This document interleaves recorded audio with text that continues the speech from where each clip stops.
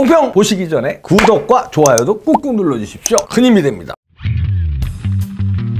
천안함 함장에 대해서 민주당 대변인이라는 사람이 무슨 낯짜기로 그런 얘기를 하냐, 부하들 다 죽이고 어이가 없다, 이런 얘기를 했잖아요. 여론의 비난이 거세지니까 공당의 대변인으로서 부적절한 표현을 사용한 것에 대해서 유감의 말씀을 드린다, 사과는 했는데요. 그래놓고 권칠승 무슨 낯짝이라고 얘기한 권칠승 대변인이 내일 8일이죠, 천안함 함장을 독대키로 했답니다. 그러면서 단둘이 만나자고 제안을 해왔다네요.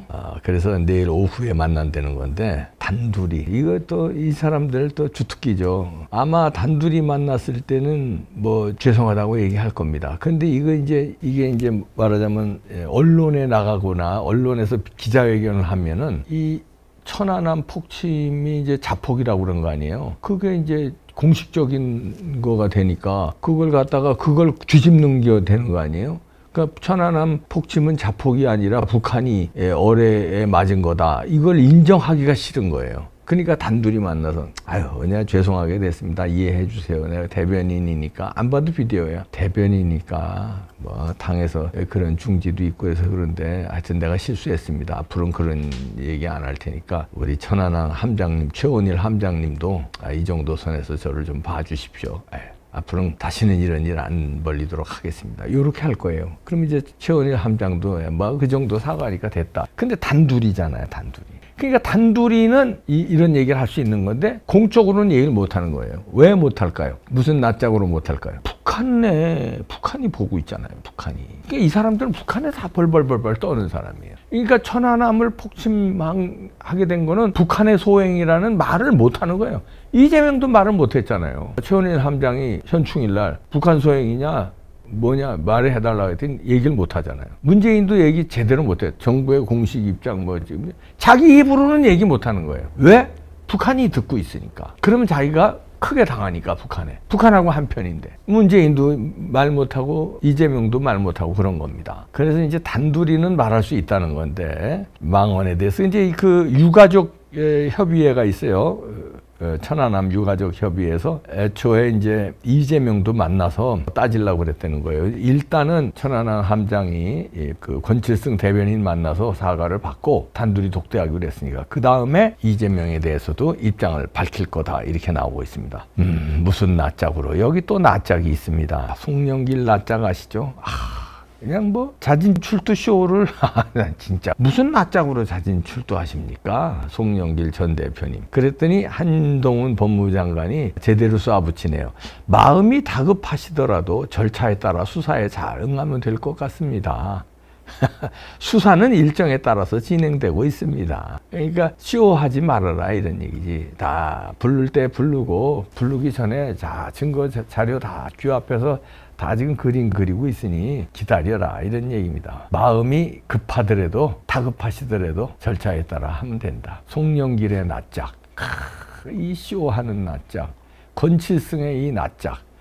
상대를 무슨 낯짝이로 했는데 자기가 낯짝이 없으니까 이제 단둘이 어떻게 좀 만나서 공적으로는 얘기를 못해요, 내가. 이런 낯짝인데, 자 여기 또 낯짝이 있습니다. 서균열이라고 있죠.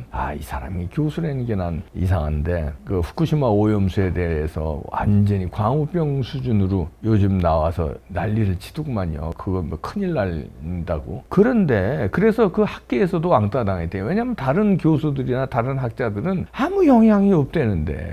그리고 그건 바다 돌아서 오면은 몇 년이 걸리고, 그러면 다 희석되고, 그리고 거기서 오염수 방류할 때 그 수치가 뭐 엑스레이의 10만 분의 1인가 그렇게 나왔잖아요. 아무 영향이 없대는데 서균열 서울대 원자력공학과 이 사람 혼자 무슨 낯짝으로 계속 공격했잖아요, 후쿠시마 오염수에 대해서. 그런데 조선일보에 오늘 나왔는데 알고 보니 이 사람이 2013년도 방송에서 조선 뉴스판에 나와서 뭐라고 그랬냐면요, 국내 수산물을 안심하고 먹어도 된다는 취지의 이제 얘기를 하면서 그때 당시에 기준치가 100으로 내려왔는데 그보다도 더 낮다. 후쿠시마 방사능 검출량이요. 그러면서 문제는 생선보다 공포심이 문제다. 불안에 싹이 트고 불신이 자라는 게 그게 문제의 본질이다. 그러면서 바다에는 칸막이는 없지만 쿠로시오 해류라는 게 있다. 그러면서 후쿠시마를 거쳐 태평양 미국으로 간다. 돌아오는데 5년이 걸린다. 석윤열이가 2013년에 방송에서 얘기한 거예요. 이래놓고 지금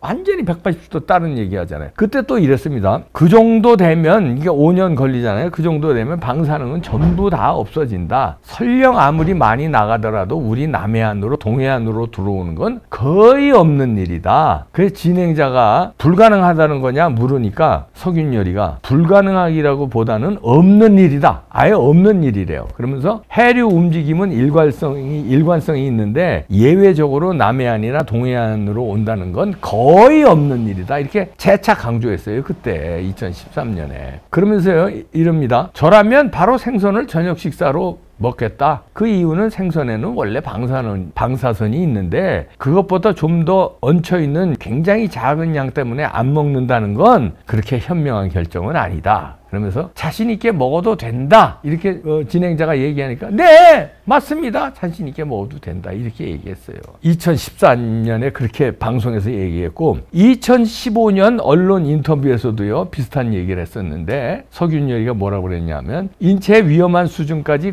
방사능에 오염된 물고기는 그 자리에서 죽어버려서 우리 식탁에까지 오르기란 불가능하다. 여기서는 또 불가능이라는 말을 썼어요. 그러면서 아주 극단적인 경우를 상정하자면 건장한 남성을 기준으로 후쿠시마 연안에서 오염수를 마신 생선을 꾸준히 150마리 정도 먹어야 건강에 문제가 발생할 것이다. 150마리를 꾸준히. 어떻게 150마리를 먹어요? 그것도 꾸준히. 그러니까 지금 얘기하는 거하고는 완전히 다른 얘기를 2013년, 2015년에 했어요.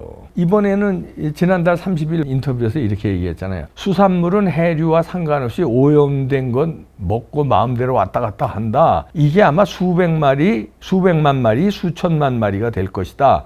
우리나라에서 단 한 번도 수산물 배를 가른 적이 없다. 물만 열심히 봤다. 이러면서 우리가 먹는 건 김과 소금 수산물이다. 이러면서 수심 200m에서 500m 심층수는 이게 5개월에서 7개월 걸린다. 이렇게 그때하고 완전 그때는 5년 걸린다고 그러더니 지금은 5개월 걸린대요.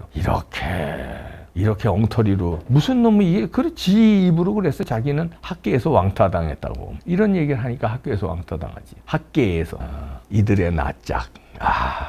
진짜 징글징글합니다. 권칠승 대변인 무슨 낯짝으로 당신이 그 낯짝으로 상대방에 대해서 그 낯짝 얘기할 거 무슨 낯짝으로 천하나 함장한테 그랬잖아요. 그러니까 배에서 내린 걸 문제 삼는데 인터뷰도 나왔잖아요. 그 천하남 장병이 함장님 빨리 내리시라고 그러는데 끝까지 안 내리시더래요. 함장님이. 그리고 마지막에 다 끝난 다음에 내렸는데 그걸 갖다가 무슨 낯짝으로 그리고 북한이 포격한 건데 그래서 자기 생때 같은 자기 부하 장병들이 죽었는데 얼마나 가슴에 상처를 안고 지금까지 살고 있는데 무슨 낯짝? 당신이야말로 무슨 낯짝이야. 그리고 송영길 당대표까지 한 사람이 무슨 낯짝으로 아무리 다급해도 거기 쇼를 할 게 따로 있지 자진출두 쇼를 이렇게 한 번도 아니고 지금 뭐 하는 거냐. 그리고 석윤열 무슨 낯짝으로 당신이 서울대 교수고 당신이 전문가야? 무슨 낯짝으로 2013년에 15년에 했던 말이 정반대로 지금 얘기하고 있냐. 무슨 낯짝으로. 이 낯짝들 잘 관찰해야 되겠습니다. 아주 징글징글한 낯짝들이에요. 정치적으로 그냥 어떻게 하면 윤석열 대통령 공격할까? 어떻게 하면 이제 보수 우파를 망가뜨릴까? 어떻게 하면 나는 살아날까? 송영길 낯짝, 권칠승 낯짝들 보기 싫습니다. 여기 또 낯짝하면 이번에 이래경이가 혁신위원장 되려다만 사람 있죠?